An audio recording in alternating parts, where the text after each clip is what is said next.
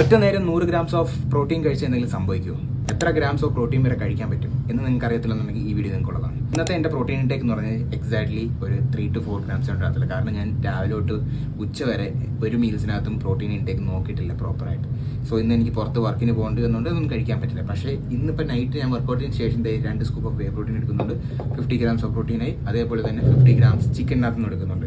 So നിങ്ങൾക്ക് കഴിക്കാൻ പറ്റുമെന്നുണ്ടെങ്കിൽ, അതായത് നിങ്ങളുടെ ഡൈജഷൻ ഇഷ്യൂസ് ഒന്നുമില്ല, നിങ്ങൾ അപ്പറ്റൈറ്റ് അഡാപ്റ്റ് ആയിട്ടുണ്ടെന്നുണ്ടെങ്കിൽ നിങ്ങൾക്ക് കഴിക്കുന്നുണ്ട് ഒരു കുഴപ്പമില്ല. കാരണം പുതിയ റിസർച്ച് പ്രകാരം almost up to 100 grams of protein നിങ്ങൾക്ക് കഴിക്കാൻ സേഫ് ആണ് according to a body type. നിങ്ങൾക്ക് ഇത്രയും വലിയ ഹ്യൂജ് മസിൽ മാസ് ഒക്കെ ഉണ്ടെന്നുണ്ടെങ്കിൽ നിങ്ങൾ മിനിമം നിങ്ങളുടെ ബോഡി വെയിറ്റിൻ്റെ അത്രയും പ്രോട്ടീൻ കഴിക്കണം. എനിക്കാണെങ്കിൽ per day minimum 150 grams of protein വേണം. നല്ലൊരു വർക്കൗട്ട് ചെയ്തിട്ടുണ്ട്, 15,000 സ്റ്റെപ്സ് നടന്നിട്ടുണ്ട്, 20 minutes ഓഫ് കാർഡിയോ ചെയ്തിട്ടുണ്ട്.